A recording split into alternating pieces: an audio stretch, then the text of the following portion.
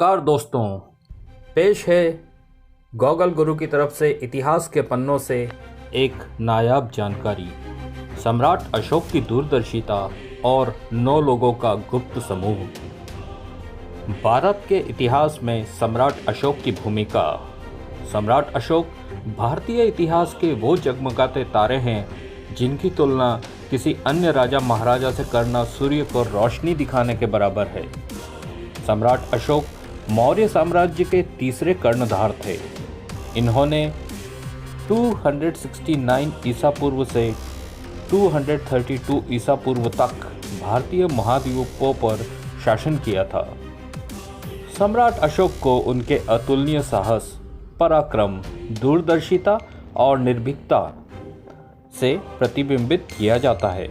इसीलिए उनके अन्य लोकप्रिय नाम प्रियदर्शी और देवा नाम में प्रिय भी है। सम्राट अशोक के दूरदर्शिता और अदम्य पराक्रम की सहायता से सम्राट अशोक ने कुशल कूटनीति का उपयोग करते हुए उत्तर में हिमाचल की तराई से लेकर दक्षिण में गोदावरी नदी तक और कर्नाटक, मैसूर की घाटियों तक और पूर्व में बंगाल तक तथा पश्चिम में अफगानिस्तान तक अपने मौर्य साम्राज्य का विस्तार किया था।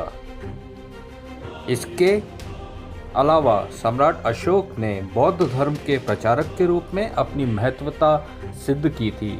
इसी सिलसिले में नेपाल के लुम्बिनी, जो कि महात्मा बुद्ध का जन्म स्थल था, में स्मारक के रूप में अशोक स्तंभ का निर्माण करवाया था।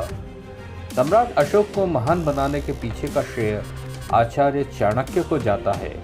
आज भारत के राष्ट्रीय ध्वज में राष्ट्रीय चिन्ह अशोक चक्र और शेरों की त्रिमूर्ति भी अशोक महान की ही देन है। इनके शासनकाल में देश ने विज्ञान, तकनीक और चिकित्सा शास्त्र में काफ़ी तरक्की की। सम्राट अशोक दूरदर्शी थे, यानी वे आने वाले सुदूर भविष्य की कल्पना कर सकते थे।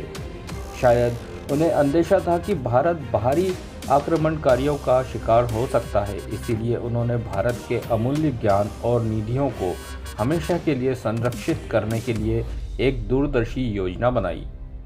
सम्राट अशोक ने अपने लोगों को शिक्षा और ज्ञान का महत्व समझाया। इसके लिए उन्होंने अपने शासनकाल में 20 से ज़्यादा विश्वविद्यालयों की स्थापना करवाई। इन विश्वविद्यालयों के आचार्यों द्वारा उन्होंने 9 पुस्तकों का संकलन करवाया, जो कि गहन शोध के बाद बनाई गई थी। यह 9 पुस्तकें इस प्रकार हैं। फिजियोलॉजी, शरीर विज्ञान। इस पुस्तक में इस विषय पर शोध किया गया था कि किसी की केवल छूकर हत्या कैसे की जाती है, यानी वो तकनीक जिसे वन टच ऑफ डेथ के रूप में जाना जाता है। यह माना जाता है कि इस पुस्तक के कुछ अंश चुरा लिए गए थे, जिससे कि जूडो की मार्शल आर्ट निकली। कम्युनिकेशन, संचार। इस पुस्तक में संचार प्रणाली का गहन अध्ययन और शोध था। ग्रेविटेशन, गुरुत्वाकर्षण। इस पुस्तक में विमान के निर्माण पर शोध कार्य था। माइक्रोबायोलॉजी, प्रचार, कीमिया, ब्रह्मांड, प्रकाश और समाजशास्त्र। इन सब 9 पुस्तकों में विचित्र आयामों का लेखा जोखा था। अब ज़रूरत थी इन 9 अनमोल किताबों को सुरक्षित रखने की, क्योंकि उन्हें डर था कि अगर यह किताबें गलत हाथों में पड़ गई तो मानव इसका उपयोग केवल विनाश के लिए करेगा, जो कि मानवता के खिलाफ एक गहरे षड्यंत्र की नींव की तरह काम करेगा। इसलिए सम्राट अशोक ने अपनी विलक्षण बुद्धि और दूरदर्शिता का उपयोग करते हुए समय रहते एक गुप्त समूह की रचना की। इस गुप्त समूह को नाम दिया गया था 9 अननोन मैन। यह एक सीक्रेट ग्रुप था जिसके 9 ही सदस्य थे, जिनमें से प्रत्येक को एक एक किताब को संशोधित करने एवं संरक्षित रखने की महत्वपूर्ण भूमिका निभानी थी।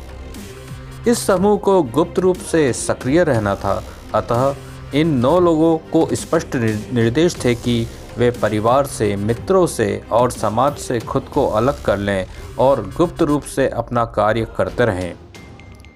सम्राट अशोक ने द 9 अननोन मैन के नाम से गुप्त संगठन बनाने के लिए विविध क्षेत्रों से, पृथक परिवेशों से भारत के 9 सबसे शक्तिशाली दिमागों को एकत्रित किया।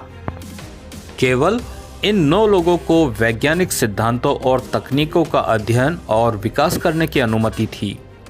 अब सवाल यह था कि किसी भी कारणवश यदि इन 9 लोगों में से कोई यदि काम करने की क्षमता खो दे, जैसे मृत्यु, बीमारी, इस्तीफा देने की इच्छा आदि से, तो इस स्थिति में इन 9 लोगों को अतिरिक्त जिम्मेदारी थी कि वे समय रहते सुयोग्य व्यक्ति की तलाश कर उसे उस व्यक्ति के स्थान पर नियुक्त कर दें जो इस जिम्मेदारी से मुक्त होना चाहता है या जिसकी मृत्यु हो गई हो। शर्त सिर्फ एक ही थी कि 9 लोगों का समूह हर समय क्रियाशील रहे, यानी किसी भी स्थिति में 9 लोगों का समूह टूटने ना पाए, वे संख्या में 8 या 7 ना हो, बल्कि 9 लोगों का एक परिपूर्ण समूह ही इस कार्य को करे। तब से माना जाता है कि लगभग इस गुप्त संगठन के 2000 वर्ष पूरे होने के बाद भी यह गुप्त संगठन आज भी अस्तित्व में है और तब से लेकर आज तक इन 9 क्षेत्रों में हो रहे महत्वपूर्ण बदलावों के पीछे श्रेय इन्हीं 9 अननोन मैन को जाता है। यानी सम्राट अशोक की दूरदर्शिता की वजह से आज भी भारत देश सुरक्षित है, अपना अस्तित्व बनाए हुए है। ऐसे महान सम्राट को नमन करते हुए हम यह वीडियो यहीं पर समाप्त कर रहे हैं। इस विषय पर आगे जो भी अपडेट मिलेगा हम आप तक जरूर पहुंचाएंगे। धन्यवाद।